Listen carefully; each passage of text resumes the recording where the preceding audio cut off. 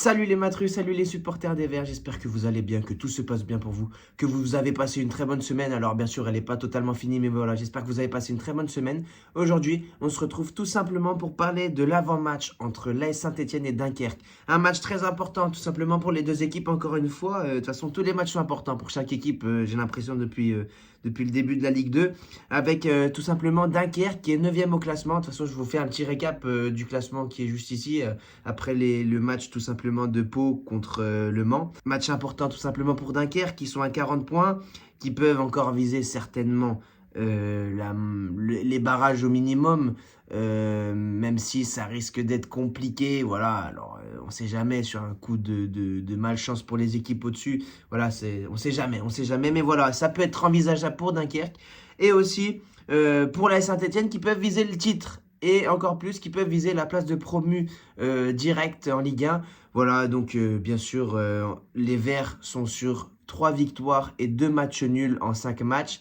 Dunkerque, bilan un peu plus négatif, même je dirais négatif, hein, parce que voilà, ils sont tout simplement sur 3 défaites et 2 matchs nuls sur 5 matchs.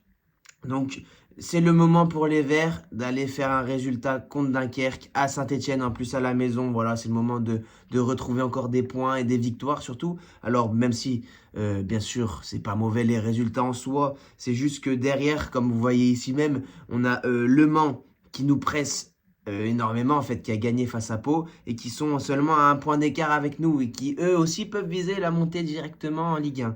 Donc voilà, c'est pour ça qu'il faut faire très attention. Au-dessus de nous, on a 3 qui aussi sont sur une excellente dynamique depuis le début de saison. Voilà, ça change pas trop, ils lâchent pas l'affaire, ils veulent pas en fait avoir un temps faible. Ils veulent pas, ils arrivent toujours à arracher le match nul même quand ils sont en difficulté.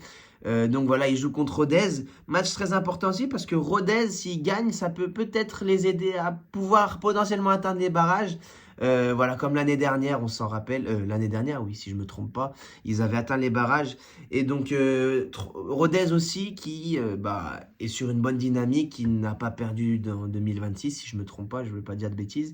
Donc voilà, ça peut être un match intéressant aussi pour nous. Si 3 perd ou fait match nul, ça nous ramène un peu plus proche de 3, sachant qu'on va les jouer très prochainement. Donc ça pourrait être toujours intéressant de prendre des petits points en plus sur l'écart qu'on a.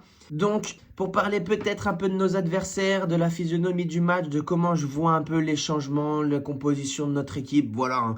De toute façon, ça ne change pas, on reste un peu comme d'habitude dans le style du déroulé.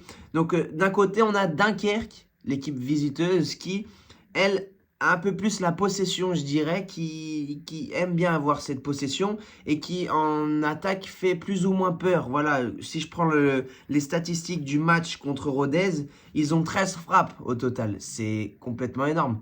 Donc, voilà, faire attention pour la défense stéphanoise, même si on sait qu'elle est solide. Donc, ça pourrait être aussi un peu intéressant de voir comment va réagir un peu la défense stéphanoise. Si les Verts restent toujours en 3-4-3 ou cette tactique, je suis pas trop fan parce que laisse 3 défenseurs en fait, et j'aime pas trop. Voilà, je préfère rester à 4 défenseurs, avoir peut-être aussi 4 milieux de terrain ou 2 milieux de terrain avec, je sais pas, voilà, j'aime bien avoir 4 défenseurs tout court parce que 3 défenseurs, je suis pas très fan. Et ça s'est prouvé aussi depuis le début. Alors, bien sûr, contre Annecy, non, mais contre Nancy, oui, pardon, j'ai bégayé.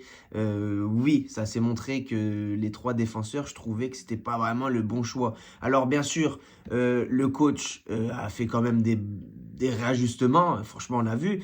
Sinon, on n'aurait pas mis le but du 1-1. Mais voilà, franchement, j'ai confiance. Alors, pour ce match, je pense tout simplement que les buteurs ou le buteur plutôt, ce qui est sûr et certain, c'est Stassin. Stassin, à chaque fois, il va mettre un but. Maintenant, c'est la fin de saison, il va tout donner. Jusqu'à présent, il fait plutôt sans faute en soi dans chaque match de Ligue 2 qu'il a joué pendant 5 matchs, depuis Philippe Montagnier. Il a quand même mis pas mal de buts. Alors, j'ai pas la stat en tête, hein, bien sûr, mais voilà, il en a mis beaucoup. Enfin, en tout cas, plus que tout le reste de la saison. Donc, c'est à signaler quand même. C'est plutôt positif. Et je pense qu'il va y avoir aussi Irvine Cardona qui va certainement faire une passe décisive, ou en tout cas, il va être décisif. Alors, passe D ou but, ça je ne sais pas, mais en tout cas, pour moi, je pense qu'il va être décisif pour ce match. Hein. On a le duo Lucas Tassin et Cardona qui fait des dégâts. Voilà, après, Davitashvili, je vais vous expliquer pourquoi je pense qu'il ne va pas être décisif. Tout simplement, il sort d'un match compliqué face à Nancy où il loupe un penalty. Je me dis, ça peut être peut-être le moment un peu faible pour lui parce qu'il a été bon en soi plus ou moins toute la saison. Hein. Il a mis des buts. C'était l'un des seuls à stater en fait de l'équipe pendant Holland. Donc voilà, je me dis, il est peut-être là son moment faible. C'est là où je me dis que l'équipe, en fait, on va voir si sans Davitashvili en pleine puissance, peut faire quelque chose. Alors, j'ai pas du tout de doute, hein, même si je pense qu'il va être titulaire Davitashvili. Mais voilà, on verra bien. Mon pronostic, ça va être tout simplement, je vais dire, un petit 2-0. Voilà, on va essayer de rester stable en défense, clean sheet, mot bleu. Bon, le but qui se prend contre Nancy, il y est pour rien.